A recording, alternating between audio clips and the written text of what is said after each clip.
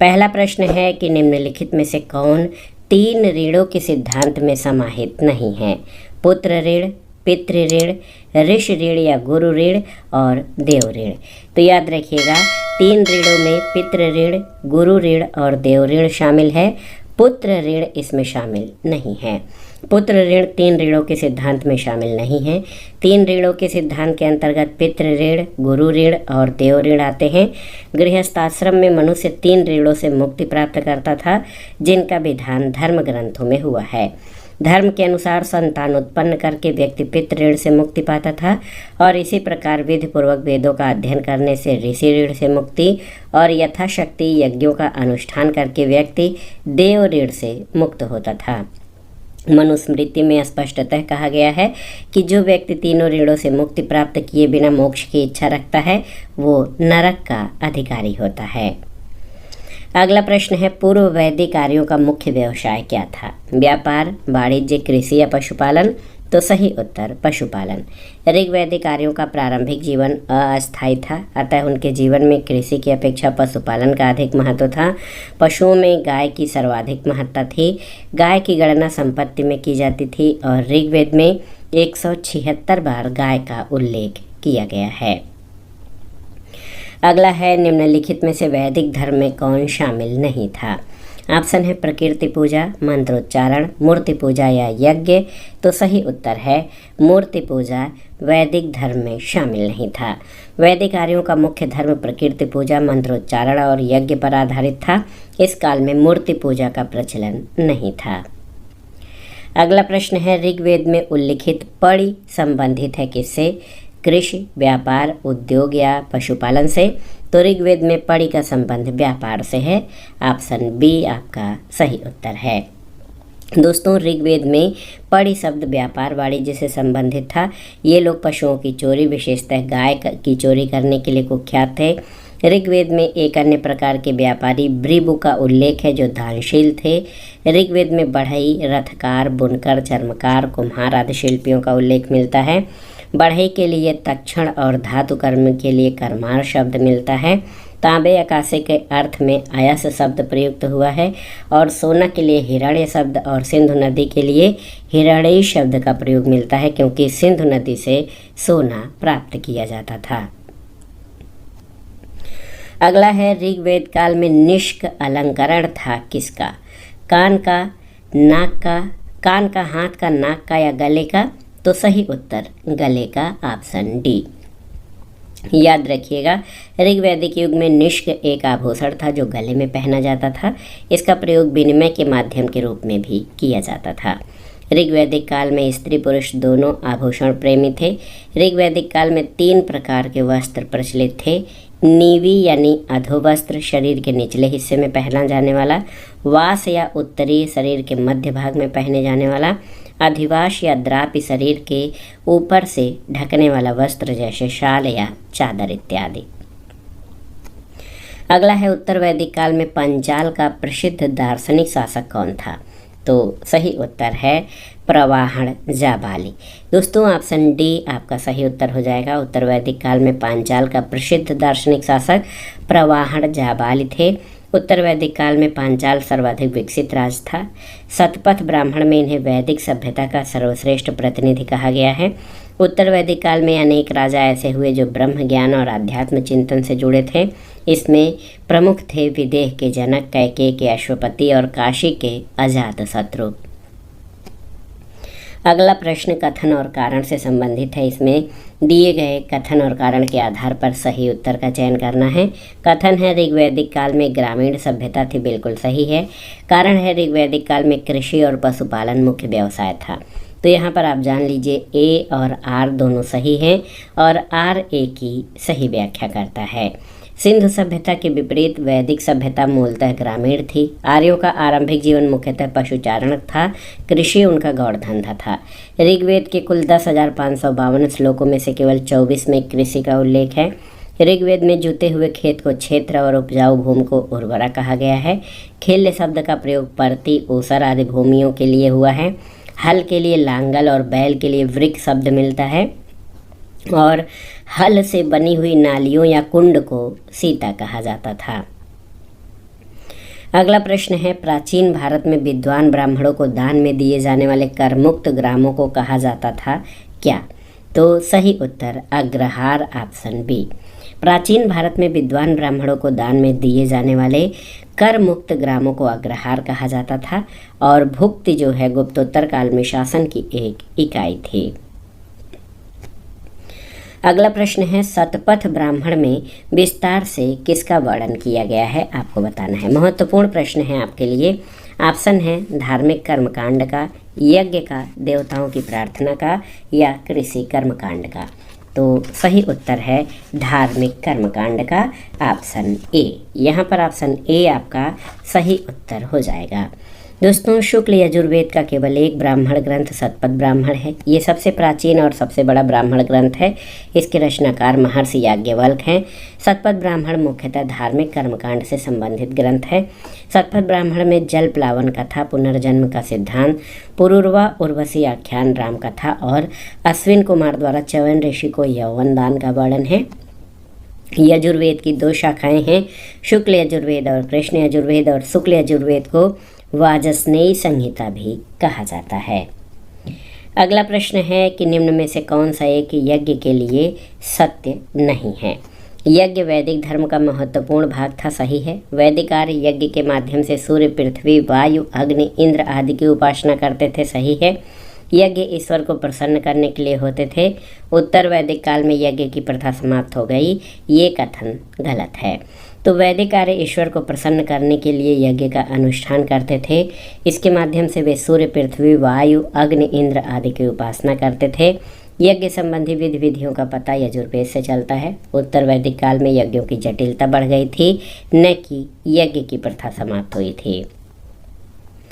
अगला प्रश्न बार बार परीक्षाओं में पूछा गया है कि सभा और समिति को प्रजापति की 2 पुत्रियां कहा गया है, किसमें? तो सही उत्तर अथर्ववेद में।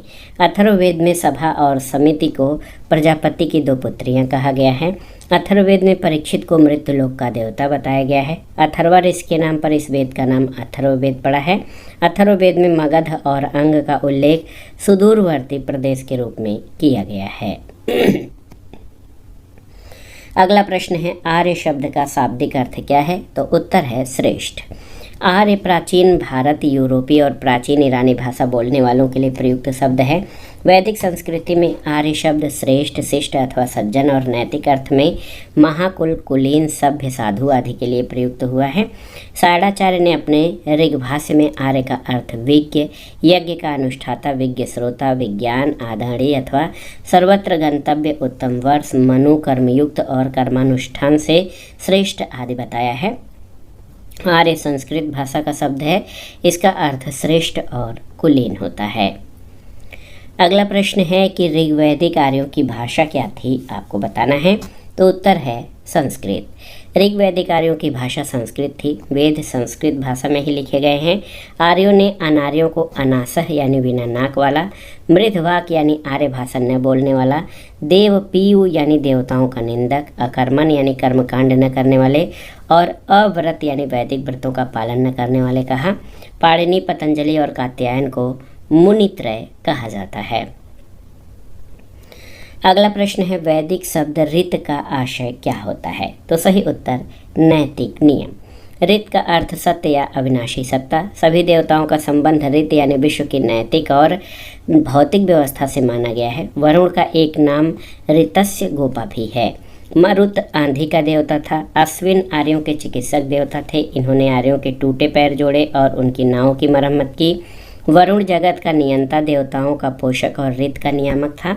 पूषण पशुओं और शूद्रों को देवता थे। इनके रथ को बकरे के द्वारा खींचते हुए प्रदर्शित किया गया है। अगला प्रश्न है, महाभारत का मौलिक नाम क्या था? ऑप्शन देखिए, बृहत कथा, कथा सरित सागर, जय संहिता या राजतरंगिणी। तो सही उत्तर जय संहिता। महाभारत का मौलिक या प्रारंभिक नाम जय संहिता था। तब इसमें केवल 8800 श्लोक थे। बाद में इसलिए श्लोकों की संख्या 24,000 हो गई। तब इसे भारत कहा गया। अंततः इसमें 1 लाख श्लोक हो गए और ये शतसहस्री संहिता या महाभारत कहलाने लगा। ये विश्व का सबसे बड़ा महाकाव्य है। इसका संकलन महर्षि वेद व्यास ने किया था। महाभारत में वेद व्यास ने लिखा है कि जो इस ग्रंथ में है वह अन्य जगह भी है, जो इसमें नहीं है वह कहीं भी नहीं है। कल्हड़ ने राजतरंगिणी की रचना की और भारवी ने किरातार्जुनीयम की रचना की थी। अगला प्रश्न है, भारत में आगमन के बाद आर्यों ने सर्वप्रथम अपना निवास स्थान कहाँ बनाया था? तो सही उत्तर आपका हो जाएगा सप्त सैंधव प्रदेश में। सैंधव सभ्यता के विनाशक आर्य किस प्रदेश के निवासी थे? ये एक अत्यंत विवादग्रस्त प्रश्न है। भिन्न भिन्न विद्वानों ने आर्यों का मूल स्थान विश्व के भिन्न भिन्न प्रदेशों में निर्धारित करने का प्रयास किया है। भारत में आगमन के बाद आर्यों ने सबसे पहले अपना निवास सप्त सैंधव प्रदेश को बनाया था। अगला है, निम्न में से किस वेद में आहुति या बलिदान संबंधी सूत्र समाहित हैं? आपको बताना है। तो सही उत्तर यजुर्वेद में। ऑप्शन डी आपका सही उत्तर है। यजुर्वेद कर्मकांडी वेद है। इसमें आहुति या बलिदान संबंधी सूत्र मिलते हैं। इसमें विभिन्न यज्ञों से संबंधित अनुष्ठान विधियों का उल्लेख है। ये वेद गद्य और पद्य दोनों में रचित हैं। यजुर्वेद के कर्मकांडों को संपन्न कराने वाले पुरोहित को अर्धव्यु कहा जाता था। अगला प्रश्न है, यजुर्वेद के मंत्रों से देवताओं का आह्वान करने वाले को क्या कहा जाता था? तो सही उत्तर अर्धव्यु। अगला प्रश्न है, ऋग्वेद में कौन से वैदिक देवता सहस्त्र स्तंभों वाले भवन में निवास करते हैं? तो सही उत्तर है मित्र और वरुण, ऑप्शन डी। ऋग्वैदिक देवताओं में तीसरा स्थान वरुण का है। वे राजा हैं, ब्रह्मांड के सम्राट हैं और स्वर्ग में स्वर्ण प्रसाद में निवास करते हैं। इस प्रसाद में 1000 स्तंभ और 1000 दरवाजे हैं। वो अपने गुप्तचर हर जगह भेजते हैं और अनेक प्राकृतिक घटनाओं को नियंत्रित करते हैं।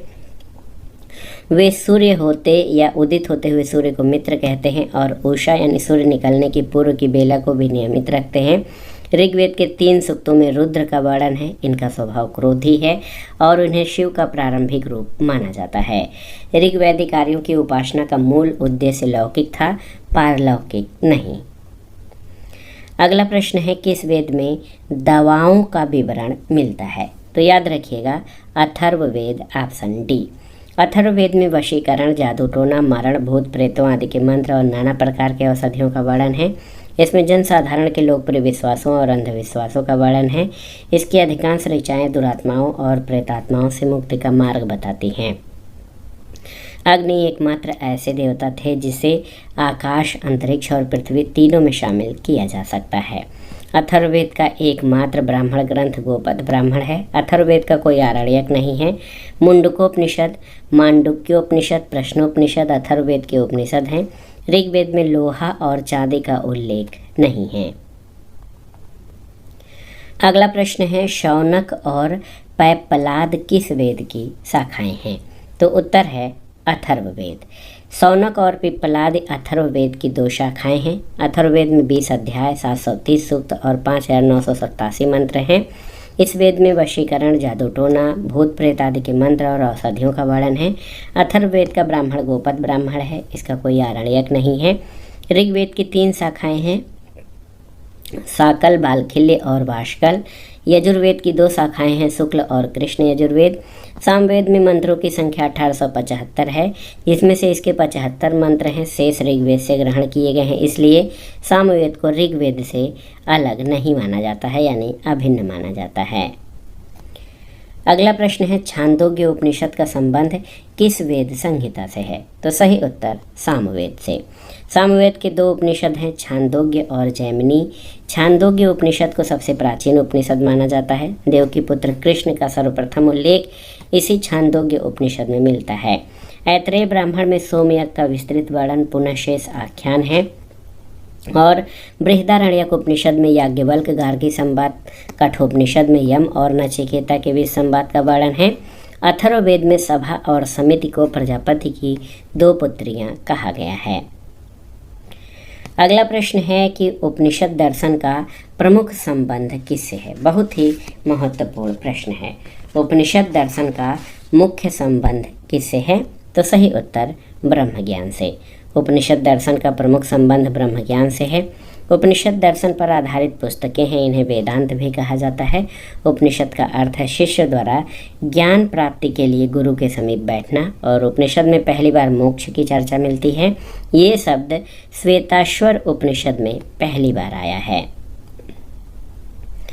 अगला प्रश्न बार बार पूछा गया है, उपनिषदों का प्रतिपाद्य विषय क्या रहा है? तो सही उत्तर दार्शनिक विवेचन, ऑप्शन डी। याद रखिएगा, वैदिक साहित्य का अंतिम भाग उपनिषद है, जिन्हें वेदांत भी कहा जाता है। उपनिषद का अर्थ शिष्य द्वारा ज्ञान प्राप्ति के लिए गुरु के समीप बैठना है। उपनिषद वह साहित्य है जिसमें रहस्यात्मक ज्ञान और सिद्धांत का संकलन है। ये पूर्णतया दार्शनिक ग्रंथ हैं। इनका मुख्य ध्येय ज्ञान की खोज करना है। शंकराचार्य ने केवल 10 उपनिषदों पर अपना भाष्य लिखा था। शतपथ ब्राह्मण में जल प्लावन कथा, पुनर्जन्म का सिद्धांत, पुरूरवा उर्वशी आख्यान, राम कथा और अश्विन कुमार द्वारा च्यवन ऋषि को यौवन दान का वर्णन है। मुंडकोपनिषद में सत्यमेव जयते और यज्ञों को टूटी फूटी नौकाओं के समान कहा गया है। अगला प्रश्न है, निम्नलिखित में से कौन प्रस्थान त्रयी में शामिल नहीं है? देखिए, भगवत गीता, भागवत, उपनिषद या ब्रह्मसूत्र। तो सही उत्तर भगवत। देखिए, वेदांत के 3 प्रमुख स्तंभ माने जाते हैं, उपनिषद, भगवत गीता और ब्रह्मसूत्र। इन तीनों को प्रस्थान त्रयी कहा जाता है। इसमें उपनिषद को श्रुति प्रस्थान, गीता को स्मृति प्रस्थान और ब्रह्मसूत्र को न्याय प्रस्थान कहते हैं। तो स्पष्ट है कि भगवत प्रस्थान त्रयी में शामिल नहीं है। अगला प्रश्न है, ऋग्वेद संहिता की रचना किस क्षेत्र में हुई थी? तो सही उत्तर सप्त सैंधव प्रदेश में। ऋग्वेद संहिता की रचना सप्त सैंधव प्रदेश में हुई थी। इसमें कुल 10 मंडल, 1028 सूक्त और 10,552 मंत्र हैं। अगला प्रश्न है, ऋग्वेद के किस मंडल में शूद्र शब्द का उल्लेख मिलता है? आपको बताना है। तो ऋग्वेद के 10वें मंडल में पुरुष सूक्त में पहली बार वर्ण व्यवस्था का उल्लेख मिलता है, जिसमें विराट पुरुष के पैर से शूद्र की उत्पत्ति दिखाई गई है। तो शूद्र शब्द पहली बार पुरुष सूक्त में प्राप्त होता है। ऋग्वेद में जायदस्तम यानी पत्नी ही गृह है कहकर उसके महत्व को स्वीकार किया गया है, और वर वधु को सम्मिलित रूप से अर्भ कहा जाता था। अगला प्रश्न है, उत्तर वैदिक काल की प्रमुख फसल क्या थी? तो सही उत्तर है गेहूं और चावल। कृषि और पशुपालन उत्तर वैदिक काल के आर्थिक जीवन के मुख्य आधार थे। उत्तर वैदिक काल की मुख्य फसल चावल और गेहूं थी। वाजस्नेयी संहिता में विभिन्न अन्नों को बोने और पकने के समय दिया गया है। ब्रिबु नामक व्यापारी दानशील थे, जबकि पड़ी नामक व्यापारी पशुओं की चोरी करने के लिए कुख्यात थे। ऋग्वेद में युद्ध का पर्याय गविष्ट यानी गायों का अन्वेषण है। इसमें 176 बार गाय का उल्लेख आया है। अगला प्रश्न है, उत्तर वैदिक काल में विचरण कर शिक्षा देने वाले गुरु क्या कहलाते थे? ऑप्शन है होता, चरक, चरण या सूत। तो सही उत्तर चरक। उत्तर वैदिक काल में विचरण करके शिक्षा देने वाले गुरु चरक कहलाते थे, और इस काल में गुरुकुल शिक्षा प्रणाली थी। ऋग्वेद के मंत्रों का उच्चारण करके जो पुरोहित यज्ञ संपन्न कराता था उसे होता कहा जाता था। सामवेद के मंत्रों का गायन करने वाला उद्गाता कहलाता था, और यजुर्वेद के कर्मकांडों को संपन्न करने वाला पुरोहित अर्धव्य कहलाता था, और 12 रत्नियों में एक सूत भी होता था। अगला प्रश्न है कि निम्नलिखित में से कौन पूर्व वैदिक युग का प्रमुख खाद्यान्न था? तो सही उत्तर जौ। जौ पूर्व वैदिक युग का प्रमुख खाद्यान्न था। ऋग्वेद में एक ही अनाज यौ यानी जौ का उल्लेख है। ऋग्वेद के 10वें मंडल में खेती की प्रक्रिया का वर्णन है। ऋग्वेद में चावल, नमक और मछली का उल्लेख नहीं है। दूध में यौ डालकर क्षीर, पकौदन और जौ के सत्तू में दही डालकर करम्भ नामक भोज्य पदार्थ तैयार किया जाता था। अगला प्रश्न है कि भारत में दशमलव प्रणाली के विज्ञान का प्रारंभ किसके द्वारा किया गया था? तो सही उत्तर आर्यभट्ट। दशमलव प्रणाली के विज्ञान का प्रारंभ भारत में हुआ। दशमलव प्रणाली भारत से अरब और वहां से पश्चिम देशों तक पहुंची। गुप्त काल में भारत में शून्य का आविष्कार और दशमलव प्रणाली का विकास हुआ। आर्यभट्ट इस काल के प्रसिद्ध वैज्ञानिक थे, जिन्होंने आर्यभट्टियम नामक ग्रंथ की रचना की थी। इस ग्रंथ में दशमलव प्रणाली, अंकगणित, बीजगणित और ज्यामिति के नवीनतम सिद्धांत वर्णित हैं। अगला प्रश्न है, वैदिक आर्यों का प्रमुख भोजन क्या था? तो तो सही उत्तर है वैदिक आर्यों का प्रमुख भोजन जौ, दूध, डेयरी उत्पाद, सब्जियां और फल थे। वैदिक आर्यों का प्रमुख भोजन जौ, दूध, डेयरी उत्पाद, सब्जियां और फल थे। आर्य मांसाहारी तथा शाकाहारी दोनों प्रकार के भोजन करते थे। दूध में जौ डालकर क्षीर पकौदन तैयार किया जाता था। जौ के सत्तू को दही में डालकर करम्भ नामक भोज्य पदार्थ तैयार किया जाता था। और ऋग्वेद में चावल का उल्लेख नहीं है। वही मांसाहार में मुख्यतः भेड़ बकरी का प्रयोग होता था। गाय को अघन्या या वध न करने योग्य कहा गया है। अगला प्रश्न और वैदिक काल से संबंधित महत्वपूर्ण प्रश्नों का ये आखिरी प्रश्न है कि निम्नलिखित किस ग्रंथ में सबसे पहला विवरण अस्पृश्य शब्द से संबंधित उस सामाजिक समूह के अर्थ में मिलता है जिसे जन्म के आधार पर अस्थायी रूप से अछूत माने जाने की निंदा की गई थी। ऑप्शन है विष्णु धर्मसूत्र, मानव धर्मसूत्र, आपस्तंभ धर्मसूत्र या गौतम धर्मसूत्र। तो सही उत्तर विष्णु धर्मसूत्र। विष्णु धर्मसूत्र को विष्णु स्मृति या वैष्णव धर्मशास्त्र भी कहते हैं। इसमें कुल 100 अध्याय हैं। सबसे पहले इस ग्रंथ में अस्पृश्य शब्द का उल्लेख उस सामाजिक समूह के अर्थ में मिलता है जिसे जन्म के आधार पर अस्थायी रूप से अछूत माने जाने की आलोचना की गई है। इस ग्रंथ में सामाजिक व्यवस्था को बनाए रखने के लिए चारों वर्णों, आश्रमों, परिवारों, संपत्तियों, विवाह के परिवार संस्कार जैसे अनेक महत्वपूर्ण तथ्यों का समावेशन किया गया है। तो दोस्तों ये था आज का वीडियो देखने के लिए धन्यवाद दोस्तों। नमस्कार।